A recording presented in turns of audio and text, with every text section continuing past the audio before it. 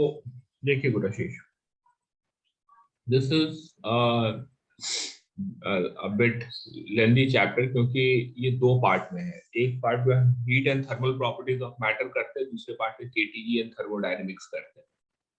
तो ये जो पहला पार्ट है heat and thermal properties of matter, इसमें क्या है कि इसमें भी बहुत सारे पार्ट हैं। एक पार्ट है दैट इज कैलोरीमेट्री, ठीक। फिर उसके बाद दूसरा पार्ट है यहाँ पे हम थर्मल एक्सपेंशन की बात करते हैं।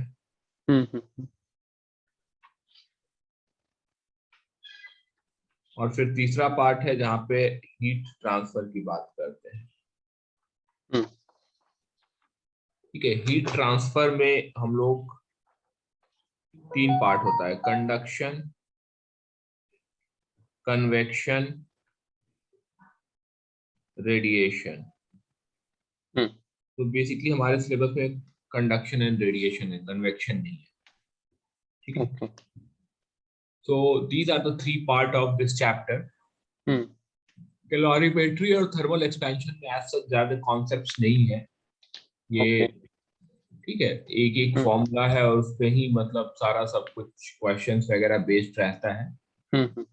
So we'll start with calorimetry and then go to thermal expansion and then we will do heat transfer.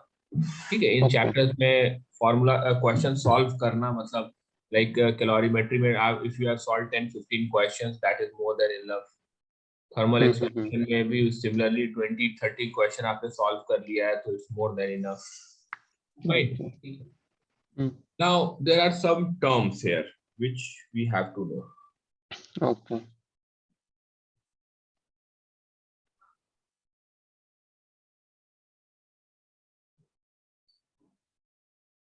तो सबसे पहला टर्म है heat. So do you know what is heat? Heat is a form of energy. और थोड़ा कुछ add कर सकते हैं, how will you know that? कब कहेंगे कि ये heat energy? Like when a body is moving we say that it has kinetic energy. Okay. So I like to say that the energy in transit from a body at higher temperature to a body at lower temperature is called as heat. मतलब एक body या high temperature से और दूसरी body या lower temperature पे, तो जब एनर्जी एक से दूसरे में जा रहा होता तो उसे हीट कहते हैं। कुराशी समझ में आ गया? Heat it has nothing to do कि एक बॉडी हाई टेम्परेचर पे तो उस पे heat energy, will not say like that. ठीक है, it's just at high temperature. Then we come to temperature. so this is the state of hotness or coldness of a body. इसे major करते हैं, जो हम कहते हैं ना बहुत हॉट है बहुत कोल्ड है, तो कितना हॉट कितना कोल्ड है, that is measured by temperature. Okay. So we have different units to measure it. So units are like Celsius scale, Kelvin scale, Fahrenheit, are different or are different. So these are some of the scales to measure temperature. Then the third word here is called as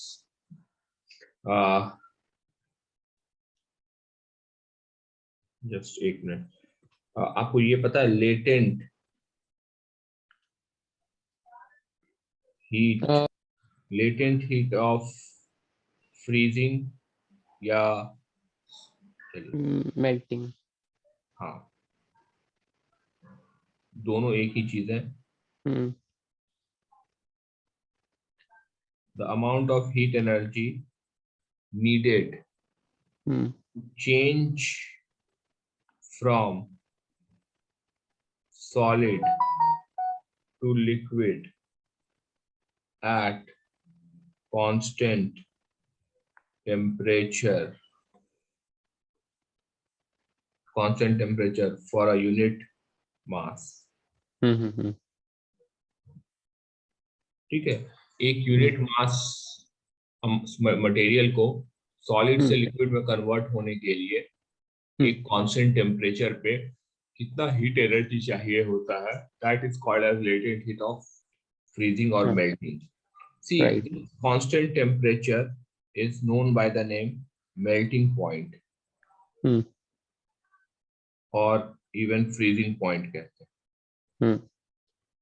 इसे हम उल्टे में भी define कर सकते हैं कि it is the amount of heat energy given out when a material changes from liquid to solid at constant temperature.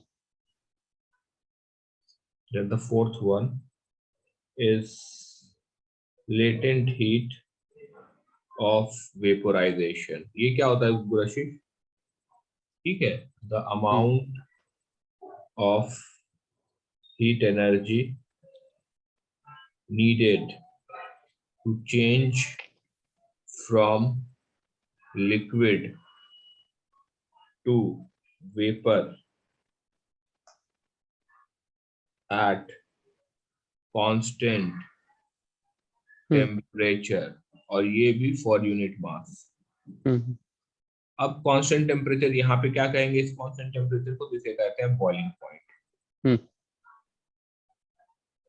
This constant temperature is called as boiling point. Then the fifth one is called as specific heat capacity. What is specific heat capacity? Required to raise the temperature of 1 gram or unit mass, temperature of unit mass of a substance by 1 degree Celsius or 1. Unit mass 1 ग्राम या 1 kilogram substance का 1 degree Celsius से temperature increase करना है तो कितना heat चाहिए. Okay, ठीक है. सो वाटर के लिए आपको ये सब याद रखना है. फॉर वाटर, ठीक है, specific heat capacity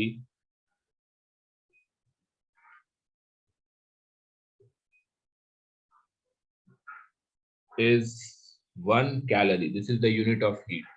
Calorie. 1 calorie per gram per degree Celsius. ठीक है, या इसे हम लिखते हैं 4.2 joule, because 1 calorie is equal to 4.2 joule. I hope आपको पता होगा ये. ठीक है. Okay. Then we have latent heat of vaporization. ये पहले freezing कर लेते हैं. So latent heat of freezing for this क्या बोलते हैं water is 80 calorie per gram. ठीक है, क्योंकि ये कांस्टेंट टेम्परेचर होता है, ये डिग्री सेल्सियस नहीं है. तो 80 को यदि 4.2 से मल्टीप्लाई कर देंगे तो कितना हो जाएगा? 80 into 4 is 320 and 0.2 is 336 हो जाएगा. 336 जूल पर ग्राम, अप्रोक्सीमेटली 340 भी ले लेते हैं कभी कभार. ठीक है. फिर third is latent heat of vaporization. ठीक है, this is like 512 calorie per gram. 512 या 520, चलिए वैल्यू देख लेंगे. जैसे यदि हम 4.2 से मल्टीप्लाई कर देते हैं तो दिस इज लाइक कितना हो जाएगा? 5.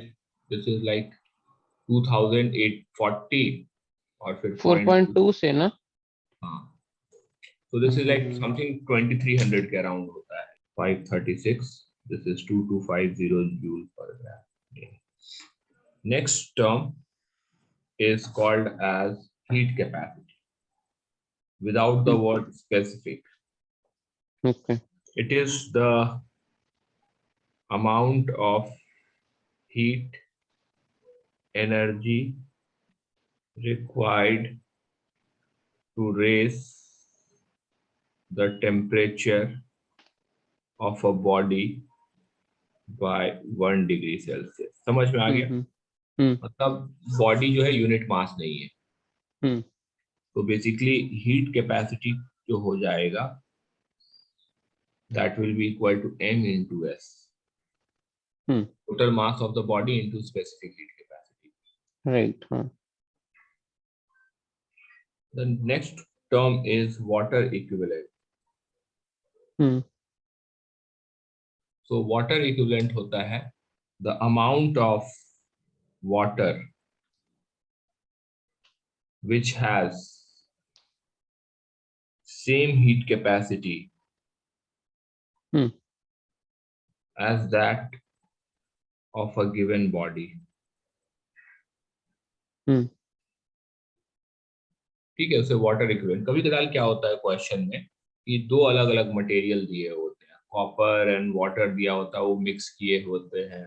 तो कॉपर का वेट और कॉपर का हीट स्पेसिफिक हीट कैपेसिटी नहीं देके हमें कॉपर का वाटर इक्विवेलेंट दे दिया जाता है कि ये जो कॉपर है यदि ये वाटर रहता तो कितना हीट एब्जॉर्ब करता. ओके. ठीक है, तो ये इस तरह से हो जाएगा mass of water specific heat capacity of water mass of copper in या mass of substance into specific heat capacity of that substance. So mass of water is mass of this divided by SW. Understood, Gurashish? Yes, sir. If expressed in calorie, तो ये simply mass of water हो जाता है MS into SS हो जाता है.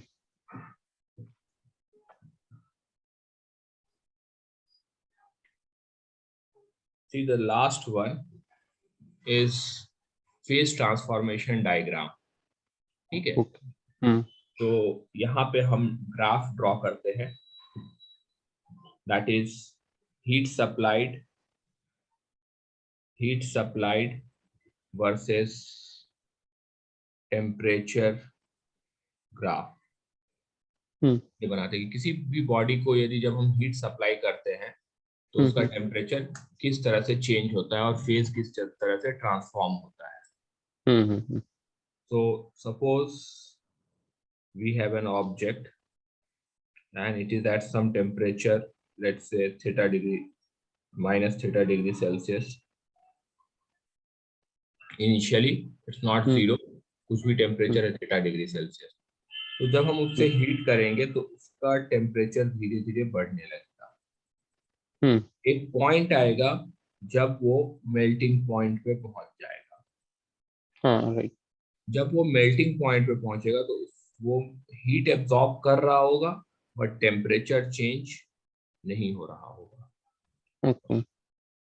Temperature change नहीं हो रहा होगा, हीट एब्जॉर्ब कर रहा होगा, टेम्परेचर चेंज नहीं हो रहा होगा. तो इट विल ये बी तो लेटेंट पॉइंट पे है ना.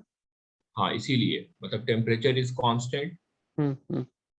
फिर उसके बाद क्या होगा कि ये एक पॉइंट जब पूरा मेल्ट हो जाएगा तो उसके बाद फिर से टेम्परेचर इंक्रीज होने लगेगा. राइट. एक पॉइंट पे पहुंचेगा जहां पे इसका टेम्परेचर चेंज नहीं हो रहा होगा. फिर टेम्परेचर कांस्टेंट रहेगा. इधर लिखना चाहिए था, मैंने गड़बड़ इधर कर दिया. फाइन. फिर कांस्टेंट रहेगा और उसके बाद फिर से टेम्परेचर इंक्रीज होता है. Okay. Got it? So yes sir.